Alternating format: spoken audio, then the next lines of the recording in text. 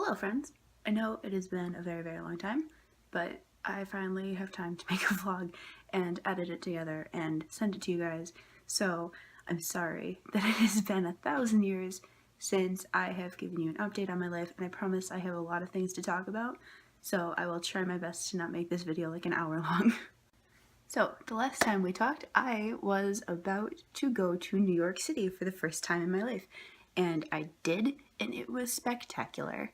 I believe I have told you guys, boats are my single greatest fear, and we stayed in Staten Island, and to get from Staten Island to Manhattan, you can either drive over a bridge for $16 and then pay $40 to park in the city, or you can take the Staten Island ferry for free, and I am not a very rich woman, so I could not afford like $55 to drive into the city every day that we were going, so guess who had to suck it up and take the boat? It went about as well as you would expect. I cried a lot. I cried for about 20 minutes the first time we had to take the boat. I was actually crying before we got on the boat at all. Like, we were in the loading dock and there were tears, and I cried so hard on the boat that the family seated next to us ended up moving because they felt so uncomfortable. I've actually got a really fun photo that my friend Sarah took of the two of us while I was mid-cry on the boat that I will add in here. Truly not the face of terror if I have ever seen it. So we got into Manhattan, and the first thing that we did was go to the 9/11 Memorial Museum, which might have been one of the most depressing things that I have ever experienced in my life. And they had all sorts of like pieces of the building, and they had like, I don't want to call it memorabilia because that sounds wrong, but just like stuff that was left after the attacks, like papers and articles of clothing and all sorts of stuff that somehow survived the attacks. And there were stories and audio diaries and like a timeline of events and photos. It was really upsetting. I like the part that got me the most, like there was this L-shaped room that you didn't have to walk through, but we wanted to because Michael, the kid from Staten Island, knew people and he had never been to this museum, so he wanted to go see it.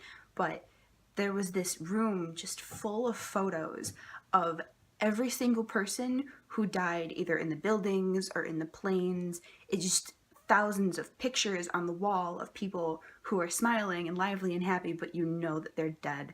And it was super saddening, and all of us cried. After that, we met up with some friends for lunch and had some delicious Chinese food in Chinatown, probably the most authentic Chinese food I will ever have, and I'm a person who appreciates lo mein, and that was really goddamn good. So after that, we ended up taking the train to Times Square, which was surreal. We got Starbucks and we sat on the risers that are there and just kind of watched people for a while, just because it's this giant like epicenter of like entertainment, and there's lights and there's people in costumes taking photos and there's billboards, and it's just a lot of stores and a lot of people, and there's so much going on there at any given time. And we just kind of stood there and just watched people and just kind of watched the world happen. The second day was actually Sheena's birthday, the girl who would come from England, and we didn't want to do a lot because we knew we were going into Manhattan at night. So we stuck around Staten Island and we had a nice family dinner with Michael's family, because everybody in Staten Island is very traditional Italian American. Like every stereotype you can think of is represented by the people in that town. And Michael's parents made us a very traditional Italian Sunday dinner, and it was delicious. We had like pasta and salad, and we ended up getting Sheena an ice cream cake, so that was dessert. And it was really nice, and it was just, my family is also Italian, so it was just pretty much like sitting with my own family, so I felt very welcomed, and it was really nice. To celebrate Sheena's birthday, we decided we were gonna go to karaoke. It went about as well as you would expect. I have actually got a video that I will put in here, and I'm so sorry for the things that you're about to witness. And you're here in my heart, and my heart race. And then from there, we went to the Rockefeller building to go to what is called the Top of the Rock. And that was one of the most amazing experiences I've ever had.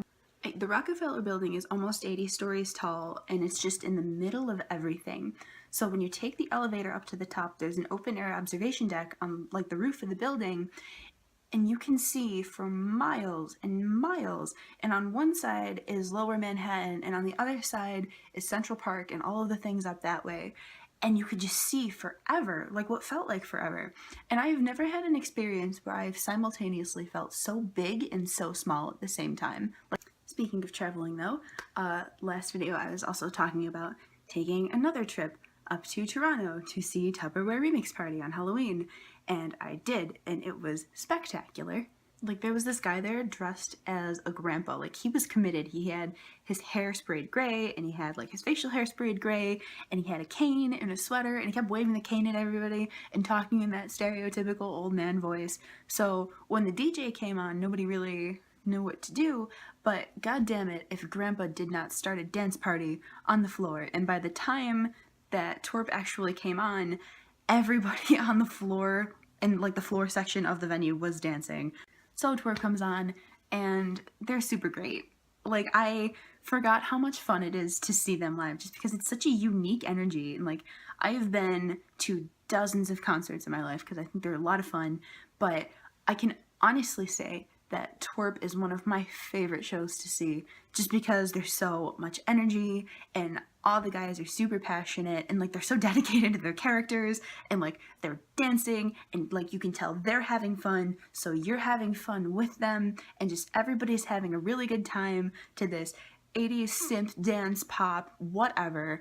I don't really know how to describe their music, but if you ever have the chance to go see Twerp live, I would very much recommend that you do it, because it is an experience like nothing else, and it's so much fun. Speaking of Twerp though, that does tie very nicely into my little segue here into my rambling about my instrument lessons. The last time I made a video, I was still in the process of talking to Commander Meowch about figuring out how to like set things up and like working with his schedule, and we finally got it right, and I've done a couple of lessons with him, and it's so much fun. Like, we're trying to figure out like all the technical stuff, and I feel bad because he has the added challenge of unteaching me all of the wrong stuff that I taught myself. But I'm doing my best to try to do things the right way, because I trust obviously that he knows what he's talking about. So I'm trying my best, and I feel like I'm making progress. We do a lot of scales, and we're doing a lot of the technical stuff, like I said, but even though it's technical, it's still fun. I'm still also in guitar lessons with Lord Phobos, and that is going very well. I actually just finished one up before I started making this video. I'm getting a lot better. I still suck, I will admit that, but it's more fun to practice now because I feel like I'm actually making progress and learning the things that I'm supposed to be learning. And I know last time I was super proud of myself for being able to play 2 chords, but hold your breath because now I can play 4. But now I've been doing these lessons for about 2 months now, and I'm getting better, and I can actually make it make sounds that it's supposed to be making, and it's really exciting because like I'll just kind of noodle around with it, and it's like, oh shit, that's this song, oh my god.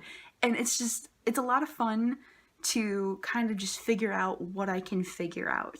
It's kind of interesting because going into these lessons, I wasn't sure what to expect from these guys, because I wasn't sure how much of their band character was actually who they are as people, and they're both so delightfully different from who they are on stage. Like, on stage, Phobos doesn't talk, but during my lessons, we're both so chatty, and we just joke around and shoot the shit and chill, and he's really fun, and I think we have really good chemistry, and I really like doing my lessons with him. And then with Commander Meowch, I was expecting this like super brash, gritty, in-your-face party boy, but he's actually very gentle and very, very sweet, and he laughs at all my shitty jokes, and he lets me think I'm funny, and he's very encouraging. So both of them I really like, and like I said, I think there's very good chemistry here, and I really like them as people and as musicians, and I'm just having a really good time learning from them and shooting the shit, and I'm just having fun.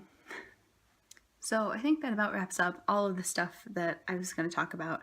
I'm hoping that it won't take me another like month and a half, 2 months to make another video for you guys, because I really miss talking to everybody, and I'm so sorry that I've been super busy. But I'm gonna go and edit this, and I'm gonna play Pokemon because I have nothing else to do for the rest of the day, and it's gonna be so nice to just have some time to myself, to just exist and zen out. I'm gonna go chill in comfy clothes and drink wine and relax. So I will talk to you guys hopefully sooner than later. So, bye.